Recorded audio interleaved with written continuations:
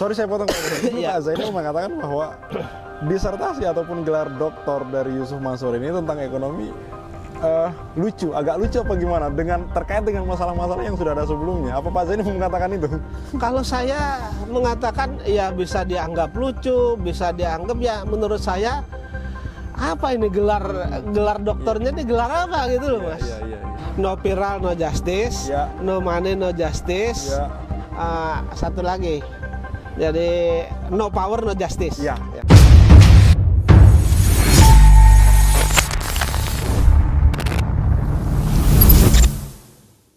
Bismillahirrahmanirrahim. Assalamualaikum warahmatullahi wabarakatuh. Sahabat Cahaya Islam ataupun yang baru mensubscribe atau mengunjungi channel ini adalah sesi kedua wawancara kami di tempat yang sama bersama Pak Zaini Mustafa. Ini kita akan menggali lebih dalam, menanyakan langsung kepada beliau Pak Zaini Mustafa mengenai perkembangan kasus karyawan Paytren yang gajinya tertunda ya Pak, dalam membahasakan seperti itu. Ini kan juga Pak Zaini Mustafa yang menangani kasus ini. Jujur aja ini teman-teman, Pak Zaini Mustafa sudah lumayan banyak menangani kasus yang terkait dengan Yusuf Mansur ya teman-teman. Oke, kita dengar langsung perkembangan kasus tersebut dari Pak Zaini Mustafa. Jadi begini Mas, berkaitan dengan gaji karyawan yang tidak dibayar, itu kan di Disnaker itu kan sebenarnya sudah dibuat kesepakatan yang mana secara tidak langsung perusahaan Yusuf Mansur itu mengakui bahwa memang ada hutang, ya ada kewajiban ya, bukan hutang sebenarnya, kewajiban perusahaan PSI PT Peritra Sentosa Internasional itu terhadap karyawan. Sebenarnya banyak karyawannya itu yang mempunyai hak itu masih banyak, tetapi yang memberikan kuasa kan kepada saya hanya 12 orang. Itu yang cukup alat buktinya ya. Ini kan sebenarnya sudah diteken perjanjian, artinya kesepakatan bersamanya, kemudian sudah juga didaftarkan melalui di pengadilan negeri juga begitu ya. Tetapi hanya dibayar satu kali. Nah, ketika ini hanya dibayar satu kali, berkaitan dengan adanya surat kesepakatan bersama itu, lalu saya ajukan permohonan eksekusi, Mas. Dengan adanya permohonan eksekusi itu, Pengadilan Negeri Kota Bandung itu sudah melayangkan unmanning. Unmanning itu teguran lah. Agar PT PSI Peritra Sentosa Internasional atau Paytren, lebih dikenal Paytren, itu datang untuk menyelesaikan kewajiban itu. Namun sampai panggilan itu panggilan layak, mereka juga tidak datang. Nah, kemudian langkah berikutnya sebenarnya adalah mengajukan permohonan eksekusi eksekusi terhadap aset dari PT PSI atau Paytren tersebut. Namun ini kan saya selidiki ya kan. Saya selidiki terutama di gedung-gedung Paytren itu yang dulu digunakan kantor. Itu kan sebagian sudah dijual. Terus kemudian sebagian lagi berdasarkan investasi saya adalah itu sebagai jaminan bank. Dan informasi dari security setempat itu, jadi bank yang memberikan kredit itu juga pernah datang ke sana. Tentu tujuannya mungkin karena ini macet kan dia mau dieksekusi. Dan diikutin orang pajak juga. Artinya kalau saya mengajukan eksekusi persamaan gitu ya. Artinya kalau lebih dari bank nanti saya dapat gitu. Sepertinya saya nggak dapat. Karena kan lebih diutamakan bank dulu.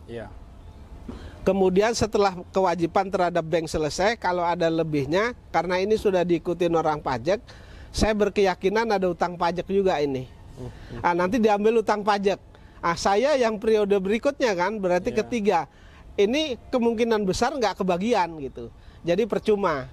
Makanya kami nunggu PSI itu, Paytren itu asetnya di mana, kami sedang selidiki. Kalau nanti sudah dapat, ya tentu kita ajukan permohonan itu. Karena pasenya tinggal itu saja. Ini kan saya ikutin sebenarnya kemarin kasusnya Iya. itu, yang mana ditangani seperti kata Pak Zainul Mustafa, ditangani oleh Disnaker Bandung ya, Iya. dimediasi oleh Disnaker Iya. Bandung. Itu kalau tidak salah tahun 2023 ya Pak Zain. Iya, iya. Tepatnya mereka membayar pertama kali itu bulan Februari tanggal 5 kalau nggak salah. Malah itu kayaknya masuknya di 2022 kayaknya. 2022 ya? Iya. Ya, jadi memang agak lama itu proses di sana saja kan sudah sampai Disnaker, terus PSI minta ini diadakan perundingan lagi bipatrit gitu. Jadi mereka minta lagi perundingan gitu. Nah, ternyata kan nggak terselesaikan. Kemudian masuk lagi, begitu masuk dimediasikan, ya udah. Akhirnya kepepet, ada kesepakatan. Iya. Kemudian dengan cara diangsur, dan itu juga nggak terselesaikan. Berarti itu sudah 2 tahun Dan ya? tidak ada rimbanya apakah itu PSI melalui Yusuf Mansur, ownernya, Iya, melalui siapapun, mereka tidak ada pemberitaan. Oh, saya nggak bisa ngangsur yang kedua, ketiga itu nggak ada pemberitaan. Itu yang saya mau tanyakan Pak Zaini. Iya. Kan mereka sudah ada kesepakatan ya Iya. untuk kemudian mengangsur itu selama 5 atau 6 kali. 6 kali. 6 kali ya. Iya. Lebih 70 juta per bulan ya kalau nggak salah saya lihat di portal berita itu. Kecil, ya sekitar 70 Iya, juta. 70 juta per bulan. Yang mana di sini sampai hari ini ternyata cicilan keduanya Cicilan dan kedua seterusnya- tidak, hanya dan- cicilan pertama iya, saja. Cicilan kedua dan seterusnya itu tidak dilanjutin Pak. Tidak Zaini. dilanjutkan. Itu benar-benar memang nggak ada informasi. Alasan Tidak apa? ada pemberitahuan, tidak ada informasi, sama sekali tidak ada informasi. Bagaikan ditelan bumi lah. Jadi orangnya udah ditelan bumi seperti itu, nggak ada informasi sama sekali. Nah, sementara di channel YouTube Jia TV dalam hal ini Mas Aji ya, itu tuh ada salah satu karyawan yang mantan karyawan Patreon mengatakan bahwa ditundanya gaji itu karena mereka dijanjiin Yusuf Mansur untuk udah nanti itu bahasanya kayak gitu ya, nanti tahun depan dilipat gandakan gajinya gitu, dibayar sekalian gitu. Itu Yusuf Mansur juga nggak ada respon ya. Gimana itu Pak Zaini? Jadi gini, hampir semua yang karyawan Paytrade yang ketemu saya Iya. itu selalu dijanjikan angin surga. Iya. Artinya ini perusahaan sekarang belum bisa bayar, nanti dijanjikan bersabar dulu. Iya. Bersabar dulu, ini akan A, ini akan B, nanti dirapel lah, Iya, ibaratnya digaji langsung sekaligus. Tapi Iya. sampai dengan saat ini tidak. Hanya omongan Yusuf Mansur saja. Dan itu karyawan hampir semua mengatakan, hampir 100% yang ngadep saya itu hampir semua pernah kena janji angin surganya Yusuf Mansur. Tentang gaji itu ya. Tentang gaji, tentang hak mereka ya. Iya. Kewajiban dari PSI, kewajiban dari PSI, hak dari mereka. Iya. Itu hampir 100% karyawan dibegitukan. Astagfirullah. Iya. Oke, Nah, berarti masyarakat bisa menilai sendirilah kalau orang sudah menjanjikan nanti dan tidak ada realisasinya, apakah ini masih baik atau tidak, masyarakat yang menilai. Iya. Ya.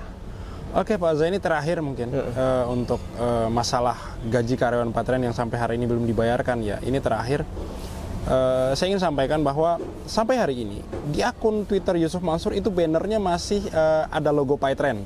Artinya kan dia masih mengiklankan Patreon ya secara Patreon, tidak langsung ya. Di berbagai platform media sosial yang dimana itu ada nama Yusuf Mansur. Yang saya temukan yang benar-benar resmi yang ada centang birunya itu memang di Twitter. Di situ ada logo Patreon, dan di Instagram juga beberapa kali Yusuf Mansur memposting tentang Patreon. Ini pesan Pak Zaini Mustafa kepada Yusuf Mansur yang mana Patreon ini bermasalah baik segi mitra maupun gaji karyawan, tapi dia masih tetap mempromosikan Patreon, itu gimana Pak Zaini? Tanggapan dari Pak Zaini? Jadi begini akhir ya. video ini. Kalau karena saya kan bertemu langsung karyawan Patreon, terus kemudian mengurusi hak-hak daripada karyawan ya. Menurut hemat saya, ketika Patreon ini digunakan untuk mencari investor dan lain sebagainya, atau menganggap bahwa Patreon ini masih hidup, itu hanya ilusi saja. Ilusi dari Yusuf Mansur. Jadi artinya realnya kan sudah nggak ada. Netizen bisa melihat video-video Yusuf Mansur berkaitan dengan Peritra Sentosa Internasional atau Paytrend atau aset manajemen dan lain sebagainya yang dikatakan yang di naungan PSI Group ya, PT Peritra Sentosa Internasional Group ini akan go public, ya kan, akan go public, IPO dan lain sebagainya, ya kan, itu kan nggak ada buktinya Mas sampai dengan saat ini. Betul. Betul. Artinya dari sekian tahun itu perusahaan bahkan saat ini saya pun mencari aset yang bisa dieksekusi kemudian dijual untuk membayar karyawan itu sudah susah. Yang saya temukan tadi yang di awal saya ceritakan bahwa memang ada aset di sana masih mungkin atas nama Paytrend tetapi itu menjadi jaminan bank. Dan banknya sendiri informasi dari security ke sana, orang banknya sendiri sudah pernah datang ke sana diikutin orang pajak. Artinya kan ini macet. Orang bank mau eksekusi. Kalau ini eksekusi nanti dijual. Kalau ada kelebihan orang pajak masuk ngambil itu karena ada utang pajak. Saya mau ngikuti sita persamaan, ya kan? Mau ngikuti sita persamaan itu percuma karena satu kewajiban terhadap bank, satu kewajiban terhadap pajak negara. Saya yang ketiga, kalau toh saya mengajukan sita terhadap itu, sita bersama, kemungkinan juga tidak kebagian. Betul. Kan sia-sia. Makanya kita tunggu. Yang mana nih kita tunggu?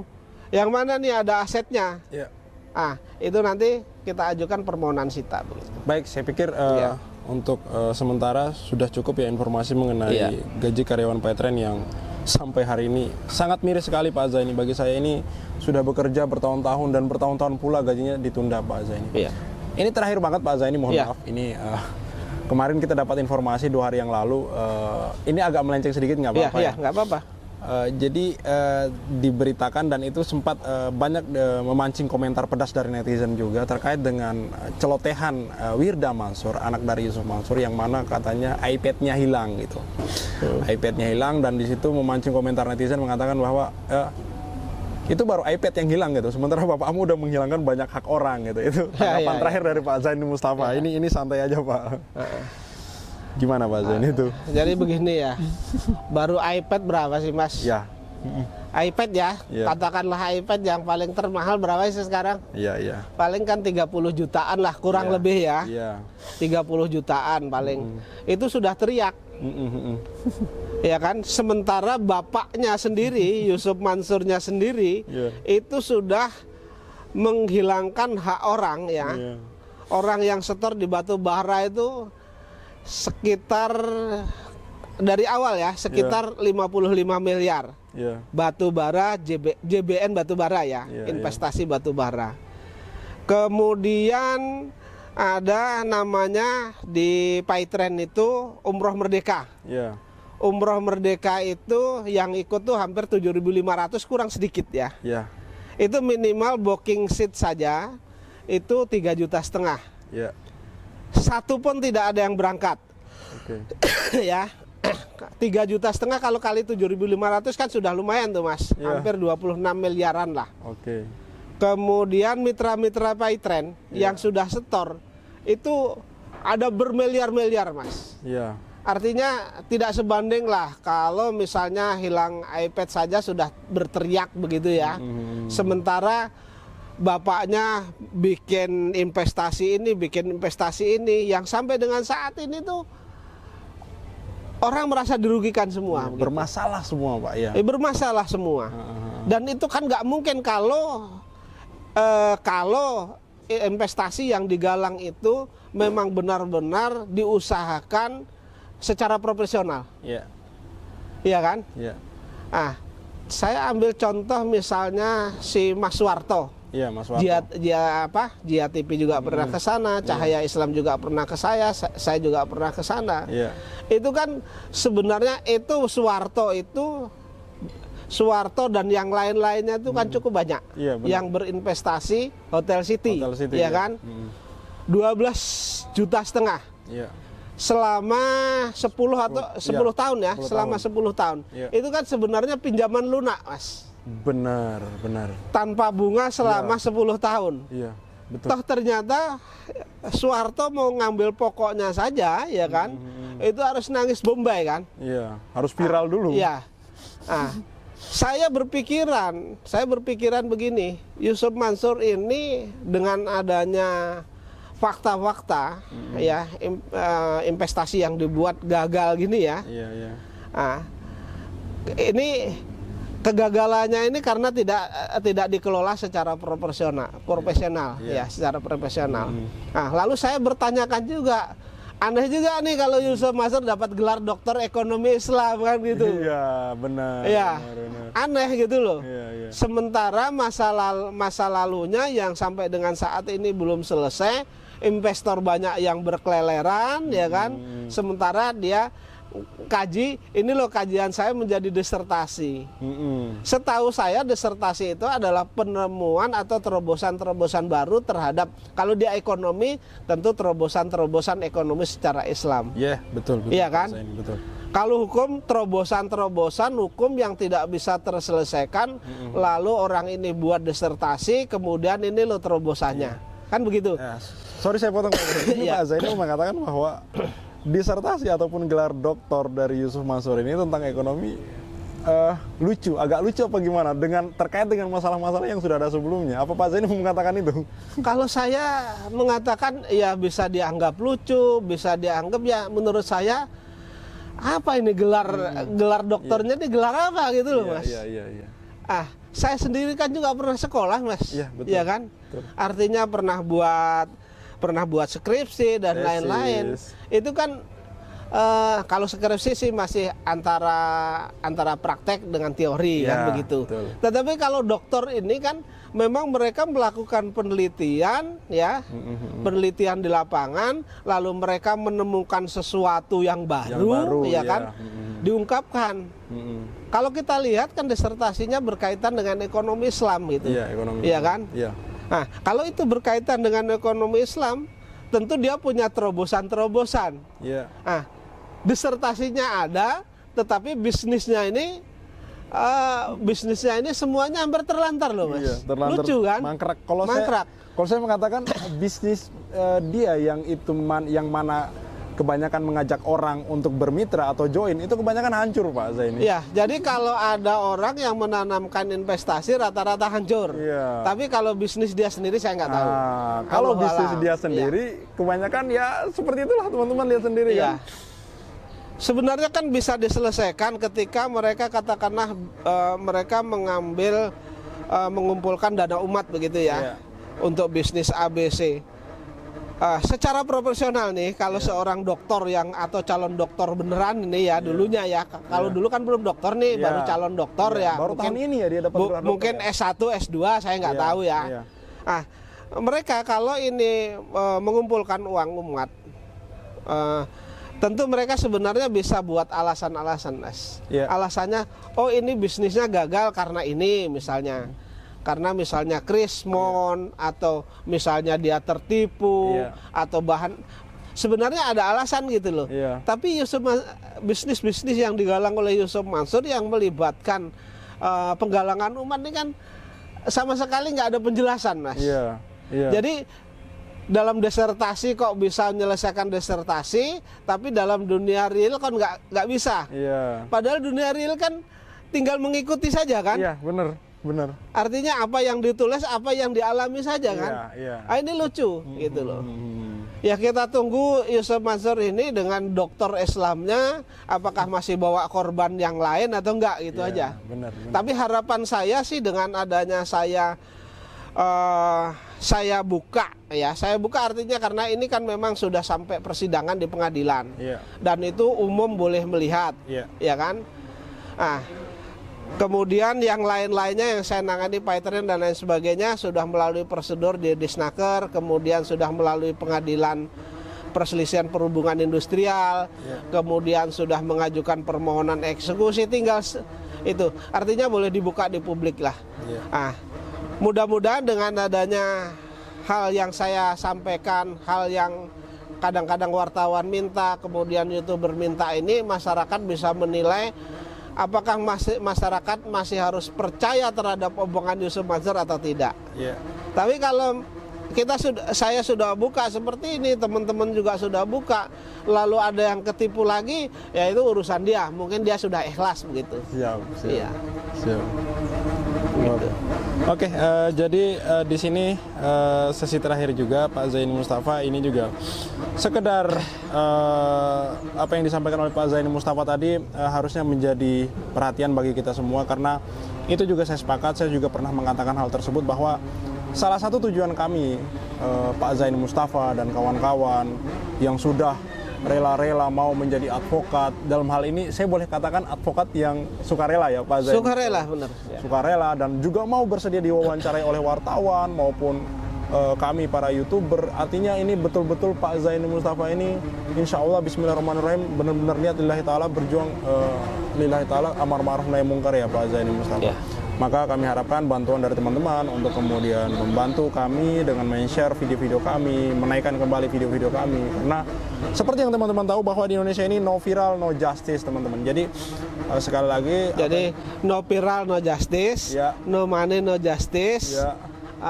Satu lagi, jadi no power, no justice. Ya. Ya. Nah itu semua masuk Saya akal. juga menggugah kepada yang berkaitan dengan perkara-perkara yang saya urus, apakah itu pengadilan, apakah kepolisian. Saya minta dukungannya, saya minta atensinya untuk memberikan perhatian khusus menyelesaikan apa yang saya tangani, karena tujuan saya adalah menyelamatkan umat atau investor yang memang sampai dengan saat ini hak-haknya tidak kembali. Betul. Siap. Ini yang disampaikan oleh Pak Zaini Mustafa kepada pihak berwenang ya, untuk memberi perhatian lebih kepada kasus ini. Kasus ini terus terang saja tanpa perhatian dari kita semua terus terang akan terlantar dan luntang-lantung kemana-mana, dan kita tidak tahu nasib korban seperti apa di kemudian hari teman-teman. Oke, cukup sekian dari kami Cahaya Islam. Terima kasih banyak kepada Pak Zaini Mustafa yang sudah mau menyempatkan diri untuk kami wawancari di sela-sela kesibukan beliau. Makasih banyak ya Pak Zaini Mustafa. Terima kasih. Dan terima kasih kepada semua sahabat dan subscriber Cahaya Islam. Saya Al-Walid undur diri. Wassalamualaikum warahmatullahi wabarakatuh. See you on the next videos.